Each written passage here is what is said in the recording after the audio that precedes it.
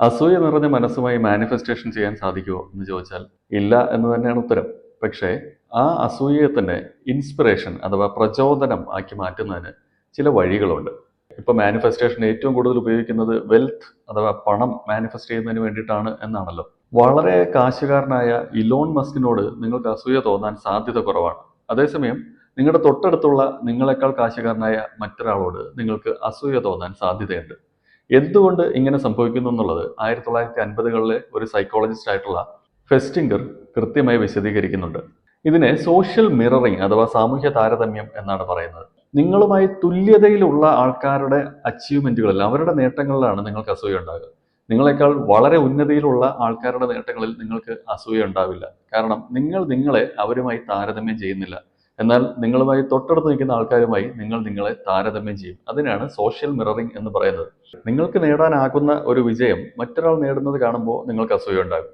എന്നാൽ നിങ്ങൾക്ക് അപ്രാപ്യമായ ഒരു വിജയം മറ്റൊരാൾ നേടുന്നത് കണ്ടാൽ അതേ മേഖലയിലാണെങ്കിൽ പോലും നിങ്ങൾക്ക് അസൂയ തോന്നാൻ സാധ്യതയില്ല.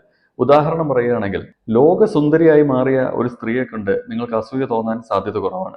അതേസമയം നിങ്ങളുടെ കൂടെ ജോലി ചെയ്യുന്ന അല്ലെങ്കിൽ നിങ്ങളുടെ സുഹൃത്ത് വലയത്തിലുള്ള ഒരാൾ കൂടുതൽ സുന്ദരിയായി പ്രത്യക്ഷപ്പെടുകയോ അല്ലെങ്കിൽ അവർക്ക് കൂടുതൽ സൗന്ദര്യമുള്ളതായി തോന്നുകയോ ചെയ്താൽ അതിനോട് നിങ്ങൾക്ക് അസൂയ തോന്നാൻ സാധ്യതയുണ്ട്. കാരണം അത് നിങ്ങൾക്കും അച്ചീവ് ചെയ്യാൻ പറ്റുന്ന, നിങ്ങൾക്കും എത്തിപ്പിടിക്കാൻ പറ്റുന്ന ഒരു വിജയമായിട്ടാണ് നിങ്ങൾക്ക് ഫീൽ ചെയ്യുക. അതേസമയം ലോകസുന്ദരിയാവുക എന്നുള്ളത് പെട്ടെന്ന് നിങ്ങൾക്ക് എത്തിപ്പിടിക്കാൻ പറ്റാത്ത ഒരു വിജയമായി തോന്നുന്നതുകൊണ്ട് അതിനോട് അസൂയ തോന്നാൻ സാധ്യതയില്ല. ഇങ്ങനെ അടുപ്പമുള്ളവരോട് അസൂയ തോന്നുന്നതിന് പരിണാമപരമായ ഒരു അടിസ്ഥാനം കൂടെ ഉണ്ട്. ആദിമകാലത്ത് നമ്മൾ ഗോത്രങ്ങളായി ജീവിച്ചിരുന്ന കാലഘട്ടത്തിൽ പദവിയെ അടിസ്ഥാനപ്പെടുത്തിയാണ് റിസോഴ്സസ് അവർക്ക് കിട്ടിക്കൊണ്ടിരുന്നത്. അത് ഭക്ഷണമായാലും ഇണകളെ കിട്ടുന്ന രീതിയായാലും എല്ലാം അതാത് ഗോത്രങ്ങളിലെ പദവി അനുസരിച്ചാണ് കിട്ടിയിരുന്നത്.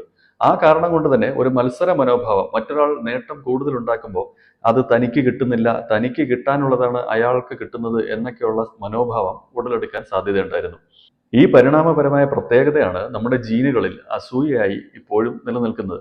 ഈ കാരണം കൊണ്ട് തന്നെയാണ് ഇൻ ഗ്രൂപ്പ് എൻവി, അതായത് കൂട്ടത്തിനുള്ളിലുള്ള അസൂയ മനോഭാവം നമുക്ക് വളരെ പ്രകടമായി കാണുന്നത്.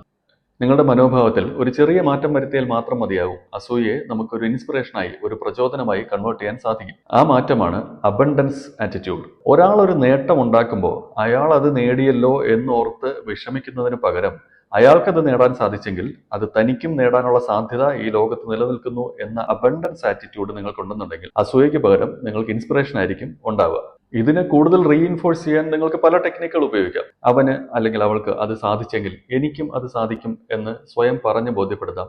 അതിനേക്കാൾ കുറച്ചുകൂടെ എഫക്റ്റീവ് ആയിട്ടുള്ള മാർഗം ജേർണലിംഗ് ആണ്. ഒരാൾ ഒരു നേട്ടം ഉണ്ടാക്കുമ്പോൾ ആ നേട്ടത്തിലേക്ക് നിങ്ങൾക്ക് എത്തിപ്പെടാനുള്ള മാർഗങ്ങൾ വിശദമായി എഴുതുക. ഒരു തവണ ആ ആഗ്രഹത്തിലേക്ക് എത്തിപ്പെടാനുള്ള വഴികൾ എഴുതുമ്പോൾ തന്നെ നിങ്ങൾക്ക് വ്യക്തത വരികയും ക്ലാരിറ്റിയോടുകൂടിയുള്ള പ്രവർത്തനത്തിൽ സ്വാഭാവികമായിട്ടും നിങ്ങൾക്ക് ആ നേട്ടത്തിലേക്ക് എത്തിപ്പെടാനുള്ള സാധ്യത കൂടുകയും ചെയ്യും. അതേസമയം അസൂയയാണ് നിങ്ങൾക്ക് ഉണ്ടാകുന്നതെങ്കിൽ, അവനത് നേടിയല്ലോ എനിക്ക് സാധിക്കുന്നില്ലല്ലോ എന്ന നെഗറ്റീവ് തോട്ടാണ് നിങ്ങൾക്ക് ഉണ്ടാകുന്നതെങ്കിൽ അത് നിങ്ങളുടെ ബ്രെയിനിനെ കൂടുതൽ നെഗറ്റീവ് റീഇൻഫോഴ്സ്മെന്റിലേക്ക് കൊണ്ടുപോവുകയും ആ നേട്ടത്തിൽ ഒരിക്കലും നിങ്ങൾക്ക് എത്താൻ പറ്റാത്ത സാഹചര്യം ഉണ്ടാക്കുകയും ചെയ്യും. അസൂയയെ ഇൻസ്പിറേഷനാക്കി മാറ്റാനുള്ള മറ്റൊരു മാർഗമാണ് ഗ്രാറ്റിറ്റ്യൂഡ് ഫീലിംഗ്. ഉദാഹരണത്തിന്, നിങ്ങൾക്കൊരു വീട് വെക്കണം എന്നതാണ് നിങ്ങളുടെ ആഗ്രഹം എന്ന് കരുതുക. നിങ്ങളുടെ സുഹൃത്ത് വലയത്തിലോ നിങ്ങളുടെ കൊളീഗ്സിന്റെ കൂട്ടത്തിലുള്ള ഒരാൾ നിങ്ങൾ ഉദ്ദേശിച്ചതുപോലെയോ അല്ലെങ്കിൽ അതിനേക്കാൾ മികച്ച ഒരു വീട് വെക്കുന്നത് കാണുമ്പോൾ സ്വാഭാവികമായിട്ടും നിങ്ങൾക്ക് അസൂയ എന്ന വികാരമാണ് ആദ്യം ഉണ്ടാവുക. അങ്ങനെ ഒരു വികാരം ഉണ്ടായതിന്റെ പേരിൽ നിങ്ങൾ സ്വയം വിമർശിക്കുകയല്ല വേണ്ടത്. ആ വികാരത്തെ നിങ്ങൾ അംഗീകരിക്കുക. അതിനുശേഷം ഗ്രാറ്റിറ്റ്യൂഡ് ഫീലിംഗ് ഉണ്ടാക്കുക. അതായത് ഇപ്പോൾ നിങ്ങൾക്ക് താമസിക്കാൻ ഒരു ഇടമുള്ളതിനെ കുറിച്ച് കൃതജ്ഞതയോടെ ഓർക്കാൻ കഴിഞ്ഞാൽ തന്നെ നിങ്ങൾക്ക് കൂടുതൽ മികച്ച ഒരു വീട്ടിലേക്ക് അല്ലെങ്കിൽ കൂടുതൽ മികച്ച ഒരു താമസ ഇടത്തിലേക്ക് എത്തിപ്പെടാനുള്ള സാധ്യതകൾ കൂടുകയാണ് ചെയ്യുന്നത്.